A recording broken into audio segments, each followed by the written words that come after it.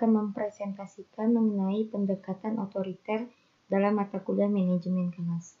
Adapun anggotanya, saya sendiri Maria Ulfa, Mas Nilufiatul Khoriyah, dan Miftahul Jannah. Apa sih pendekatan otoriter itu? Di dalam proses kegiatan pembelajaran, kedisiplinan merupakan hal yang paling utama sehingga dapat menciptakan suasana belajar yang kondusif. Apabila ada siswa yang melakukan pelanggaran yang kesekian kalinya, maka guru akan melakukan tindakan berupa memberi sanksi yang mendidik, diantaranya seperti membersihkan pot bunga, membersihkan WC, memungut sampah, membersihkan lingkungan kelas, ataupun memberikan tugas. Berbagai peraturan tersebut ibaratnya sebagai penguasa yang wajib untuk ditaati.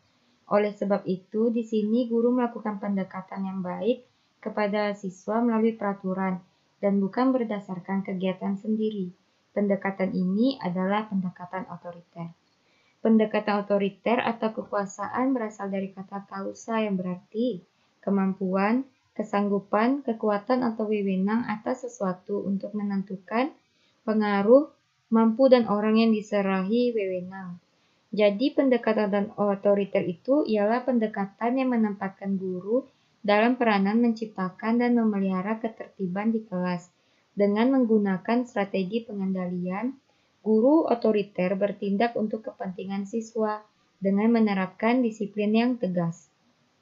Pandangan yang otoriter dalam pengelolaan kelas merupakan seperangkat kegiatan guru yang menciptakan dan mempertahankan ketertiban suasana kelas. Dalam pengelolaan kelas sebagai proses untuk mengontrol tingkah laku siswa ke arah yang lebih disiplin.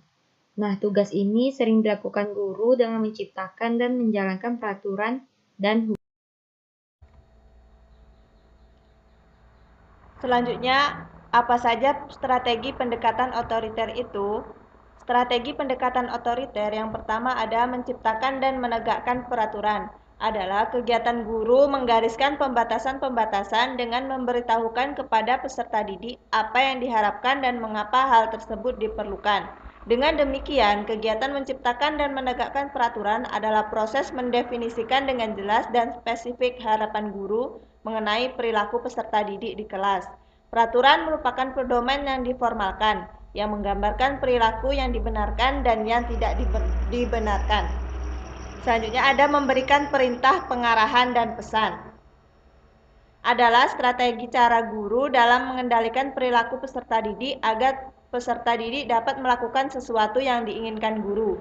Perintah, pengarahan, dan pesan yang disampaikan dan dinyatakan dengan jelas dan mudah dipahami adalah sesuatu cara yang sesuai dan sempurna dalam mengendalikan perilaku peserta didik sepanjang tidak menggunakan paksaan untuk mematuhinya. Yang ketiga, menggunakan teguran ramah adalah strategi memanajemen kelas yang digunakan guru memarahi peserta didik yang berperilaku tidak sesuai atau melanggar aturan dengan cara lemah lembut. Yang keempat, menggunakan pengendalian dengan mendekati adalah tindakan guru bergerak mendekati peserta didik yang dilihatnya berperilaku menyimpang atau cenderung menyimpang. Strategi ini dimaksudkan untuk mencegah berkembangnya situasi yang mengacaukan atau yang mempunyai kemungkinan mengacaukan. Menggunakan pemisalan dan pengucilan, juga penskoran dan penahanan adalah strategi guru dalam merespons perilaku menyimpang peserta didik yang tingkat penyimpangannya cukup berat. Strategi tersebut cukup efektif menanggulangi perilaku menyimpang yang kadarnya berat dari peserta didik. Dan bahkan strategi ini tidak dianggap sebagai sesuatu yang bersih menghukum. Berikutnya, pendekatan lain yang menjadi bagian dari pendekatan otoriter. Otoriter dalam pengelolaan kelas adalah proses untuk mengontrol tingkah laku siswa ke arah disiplin. Guru otoriter bertindak untuk kepentingan siswa dengan menerapkan disiplin yang tegas. Namun, bila timbul masalah-masalah yang merusak kedisiplinan dan ketertiban kelas, maka dapat menggunakan pendekatan sebagai berikut. Pertama, pendekatan perintah dan larangan. Kedua, pendekatan penekanan dan penguasaan. Ketiga, pendekatan penghukuman dan pengancaman. Yang pertama, pendekatan perintah dan larangan. Pendekatan ini merupakan pendekatan dalam pengelolaan kelas yang dilakukan dengan memberikan peraturan-peraturan yang isinya melarang siswa melakukan sesuatu yang mencemarkan kegiatan proses belajar mengajar atau menganjurkan sesuatu yang mendukung proses belajar mengajar. Pendekatan ini tampak mudah, namun kenyataannya kurang mantap dalam pelaksanaan. Baik perintah maupun larangan dapat diterapkan atas dasar generalisasi masalah-masalah pengelolaan kelas tertentu. Seorang pengajar yang melaksanakan perintah dan larangan bersikap reaktif. Jangkauan tindakan reaktif ini hanya terbatas pada masalah-masalah yang timbul sewaktu-waktu saja, sehingga kemungkinan timbulnya masalah pada masa mendatang kurang dapat dicegah atau ditanggulangi secara tepat. Kesulitan lain bahwa pendekatan perintah dan larangan ini bersifat resep. Karena kalau resep yang berupa perintah atau larangan itu gagal, maka pengajar sulit untuk menghadapi masalah yang dihadapi. Sehingga dengan pendekatan perintah dan larangan ini tidak membuka peluang bagi tindakan yang luas dan kreatif. Akibatnya, pengajar kurang memanfaatkan potensi dirinya dan hanya mengendalikan penerapan pendekatan tersebut untuk masalah yang sama, yang mirip dan sementara cocok. Dengan demikian, pengajar dikatakan kurang mampu menyelenggarakan pengelolaan kelas secara efektif. Selanjutnya, pendekatan, penekanan, dan penguasaan. Pendekatan, penekanan, dan penguasaan yaitu pendekatan pengelolaan kelas yang dilakukan dengan menunjukkan kekuasaan seseorang guru terhadap siswa, sehingga tindakan untuk mengatasi penyimpangan tingkah laku dilakukan dengan tekanan-tekanan. Pendekatan penekanan dan penguasaan ini banyak mementingkan diri pengajar sendiri, seirama dengan pendekatan pertama. Pengajar banyak memerintah, mengomel, dan memarahi. Sering pula dalam melakukan pendekatan dengan memakai pengaruh orang-orang yang berkuasa, misalnya pimpinan sekolah maupun orang tua siswa. Contoh lainnya yaitu mendelegasikan kepada salah seorang siswa untuk melakukan penguasaan terhadap kelas, menyatakan ketidaksetujuan dengan kata-kata, tindakan, atau pandangan yang menunjukkan sikap penguasaan. Semua contoh pendekatan demikian bersifat otoriter atau berkuasa atas diri orang lain. Bila dalam menghadapi masalah pengelolaan kelas kita menggunakan pendekatan penguasaan dan penekanan ini, maka memungkinkan pelajar diam, tertib karena takut dan tertekan hatinya. Bagi pelajar, pendekatan penguasaan dan penekanan ini berarti memaksakan kehendak orang lain, sehingga tahap toleransinya kurang terbina. Pendekatan semacam ini kurang tepat, kurang toleransi, dan kurang bijaksana. Berikutnya, pendekatan yang ketiga yaitu pendekatan penghukuman dan pengancaman. Pendekatan ini merupakan pendekatan yang dilakukan dengan memberi ancaman atau hukuman dalam taraf kewajaran dan diusahakan untuk tidak melukai perasaan siswa. Pendekatan penghukuman dan ancaman ini seperti penangguhan nilai, pemberian tugas tambahan, serta pemberian tugas-tugas lainnya yang bersifat mendidik. Tujuannya adalah untuk memberi peringatan atau pelajaran kepada siswa ketika mereka sudah mulai acuh terhadap peraturan yang disepakati. Selanjutnya yaitu peran guru dalam penerapan pendekatan otoriter.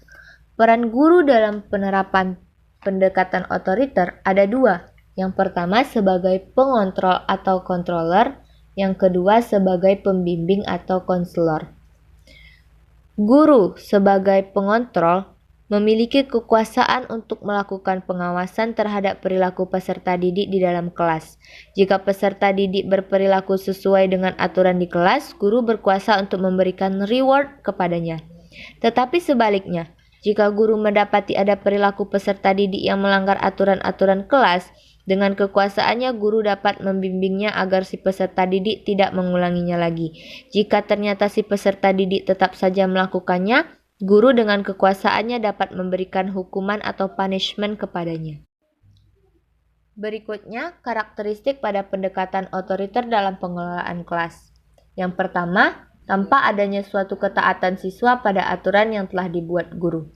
Kedua, dalam pengelolaan kelas, guru mengontrol siswa dengan ancaman, sanksi, hukuman, dan bentuk disiplin yang ketat dan kaku. Intinya, dalam kegiatan pembelajaran, kedisiplinan merupakan faktor penentu dalam menciptakan suasana belajar yang kondusif. Guru harus menekankan pentingnya peserta didik untuk menaati peraturan. Berbagai peraturan tersebut ibaratnya penguasa yang harus ditaati oleh peserta didik. Dalam pendekatan otoriter, biasanya guru melakukan kesepakatan-kesepakatan dengan peserta didik di awal pembelajaran. Tak hanya peserta didik, guru pun harus konsisten dalam melaksanakannya. Sekian penjelasan dari kelompok 5 tentang pendekatan otoriter. Selanjutnya akan ditampilkan video praktek pendekatan otoriter dalam pembelajaran di dalam kelas.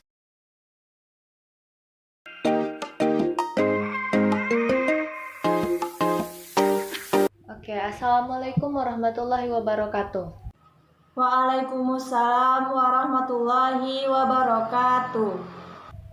Apa kabar anak-anak semuanya? Alhamdulillah baik, Bu. Alhamdulillah. Nah, kalau begitu Ibu absen dulu ya. Mazni, Hadir, Bu. Maria. Kemana Maria? Ada yang tahu? Maria belum datang, Bu. Ibu ingatkan sekali lagi aturan kita di awal. Kalau berhalangan hadir itu seperti sakit atau ada keperluan lain yang mendesak, tolong dikabarkan ke wali kelasnya atau kirim surat supaya wali kelasnya tuh bisa menyampaikan ke ibu. Oke, diingat ya. Ibu lanjutkan absennya. Baik, sekarang kita lanjutkan materi minggu lalu. Minggu lalu itu kita membahas bab 1 tentang kesebangunan.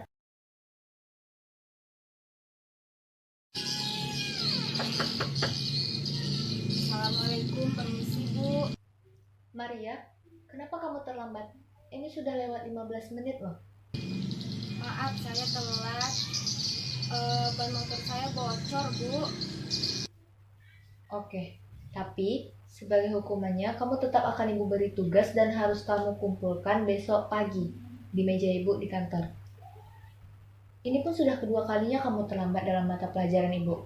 Sekali lagi kamu terlambat, ibu akan kirim surat panggilan untuk orang tua kamu. Sudah, sekarang kamu boleh duduk. Baik Bu, terima kasih.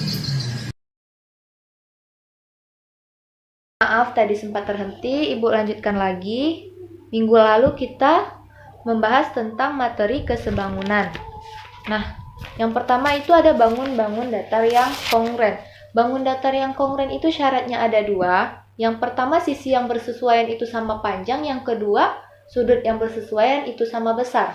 Berikutnya ada bangun datar yang sebangun. Bangun datar yang sebangun ini syaratnya sudut-sudut yang seletak itu besarnya sama, sisi-sisi yang bersesuaian itu perbandingan panjangnya sama. Jadi tidak harus sama keduanya, tapi perbandingannya itu sama.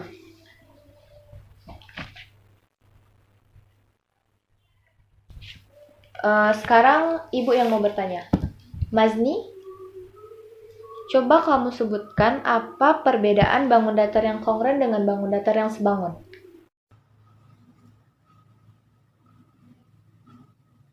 Ibu tahu kamu ngapain di belakang. Sekarang antar HP kamu ke depan.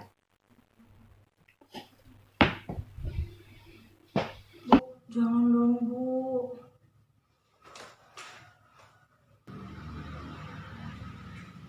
Tadi tuh saya cuma nyari materi yang Ibu ajarkan, tapi kebablasan. Apapun alasannya, itu namanya tetap melanggar aturan. Ada masanya di dalam pembelajaran itu memang diizinkan menggunakan handphone. Pasti ada diinstruksikan di awal. Ini saya sedang menerangkan di depan. Harusnya kamu memperhatikan saya yang menerangkan di depan. Sebagai hukumannya HP kamu saya sita. Kalau mau kamu ambil bersama orang tua. Sekarang kamu duduk.